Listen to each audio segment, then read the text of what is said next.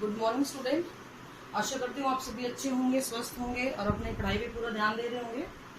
बेटा आज का हमारा जो टॉपिक है that is linkage and type of linkage. ठीक है, लिंक्ड जीन के बारे में हम बात करेंगे। इसके अंदर सबसे पहले हम बात करेंगे कि इस चीज को बारे में किसने बताया। तो सटल एंड बॉर्डर ने इसके बारे में थोड़ा सा बताया था कि हाँ जी कुछ लिंकेज जैसी कोई चीज ऑब्जर्व करी गई अपनी थ्योरीज के दौरान, लेकिन एक्सपेरिमेंटली इसको प्रूफ किसने किया था? मॉर्गन ने इसको प्रूफ किया था। बाद में मॉर्गन और कैसल दो साइंटिस्ट ने मिलके क्रोमोसोमल थ्योरी ऑफ लिंकेज दी थी।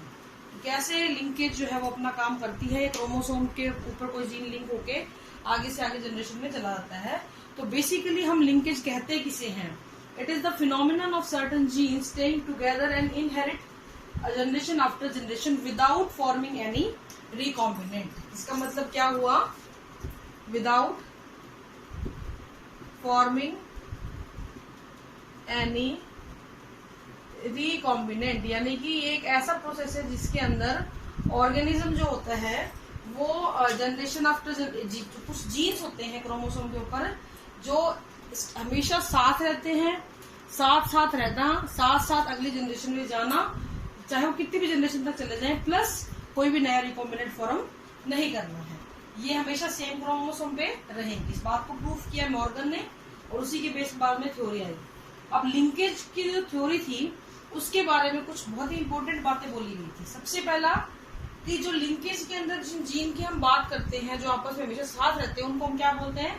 लिंक्ड जीन बोलते हैं। और वो हमेशा सेम क्रोमोसोम के ऊपर रहेंगे। They lie in a linear sequence of chromosome. ये क्रोमोसोम के ऊपर एक लीनियर सीक्वेंस के अंदर रहते हैं। ठीक है, इस तरीके से एक लीनियर सीक्वेंस के अंदर ये रहते हैं। They have the tendency to maintain parental combination.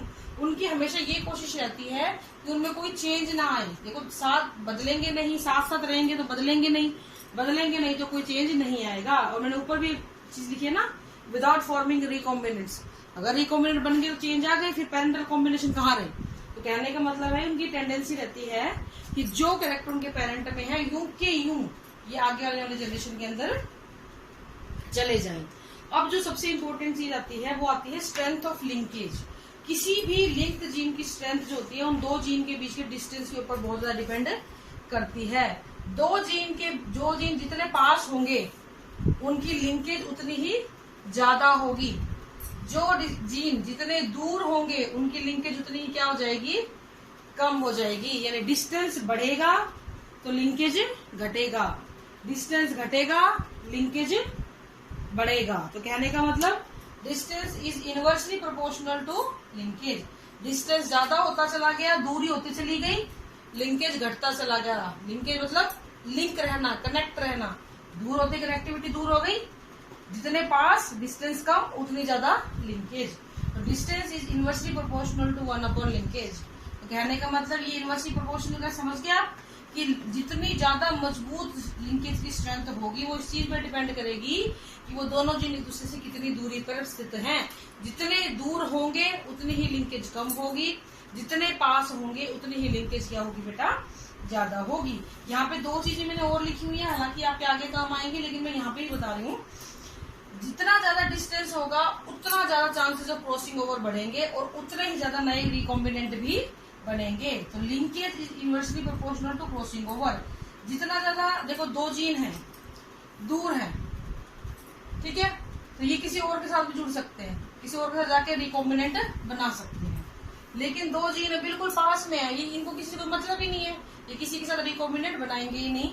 तो जितने ज्यादा डिस्टेंस होता है क्रॉसिंग ओवर चांस भी उतने ज्यादा होते हैं। तो distance is directly proportional to the crossing over. जितना ज्यादा दूरी होगी जीन के बीच में उतना ही ज्यादा क्रॉस ओवर होने के चांस बढ़ जाएंगे, और जितना ज्यादा क्रॉसिंग ओवर होगी उतना ही ज्यादा रिकॉम्बिनेंट के फॉर्मेशन हो जाएगी।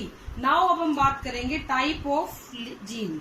कौन कौन से होते हैं? लिंक्ड जीन और अनलिंक्ड जीन।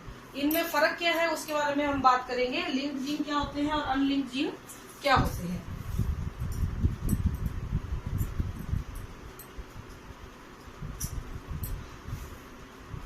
देखिए बेटा, लिंक्ड जीन जो होते हैं ये हमेशा लिंक रहते हैं, एक दूसरे के साथ कनेक्ट रहते हैं। ठीक है, तो लिंक्ड जीन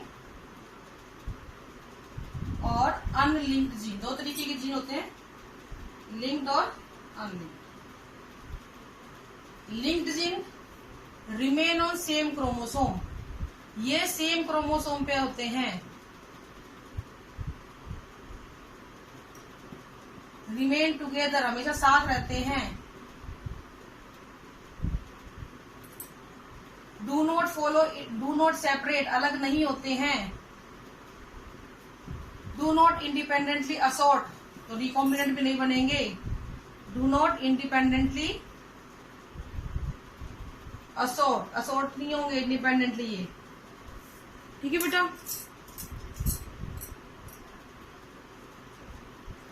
हमेशा साथ रहेंगे, अलग नहीं होंगे, इंडिपेंडेंटली असॉर्ट भी नहीं होंगे, नो न्यू रिकॉम्बिनेंट फॉर्म, तो नए रिकॉम्बिनेंट भी यहाँ पर नहीं बनेंगे। और अगर इसके डाई हाइब्रिड क्रॉस का हम रेशियो देखें, डाई हाइब्रिड क्रॉस में आपको पता है नई रिकॉम्बिनेशन बनते थे इंडिपेंडेंट असॉर्टमेंट में, लेकिन यहाँ पे डाई हाइब्रिड क्रॉस का रेशियो 3:1 आता है, और उसी के टेस्ट क्रॉस को देखो तो 1:1 आता है। क्यों? क्योंकि नई रिकॉम्बिनेशन यहाँ पर नहीं बनते हैं, यहाँ पे हमेशा कैसे बनेंगे, पेरेंटल कॉम्बिनेशन रहेंगे, पेरेंटल कॉम्बिनेशन, जो नई प्रोजेनी बनेगी वो हमेशा पेरेंटल कॉम्बिनेशन को लेकर ही बनेगी, नई रिकॉम्बिनेंट यहाँ पर नहीं बनेंगे, ठीक है। ऐसे जीन्स को हम लोग मार्कर जीन भी बोलते हैं, ऐसे मार्कर जीन इनको यूज करते हैं, वो हम आगे बताएंगे इसका क्या मतलब होता है। तो लिंक जीन जो है, इसमें जो एग्जाम्पल है,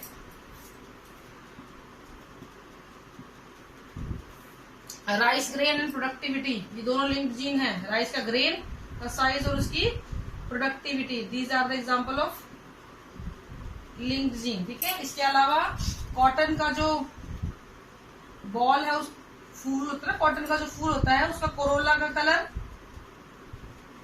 का कलर और उसका लिंट साइज, लिंट होता है रेशा, जो फाइबर बनता है ना, उसका वो लिंक्ड जीन के एग्जाम्पल है।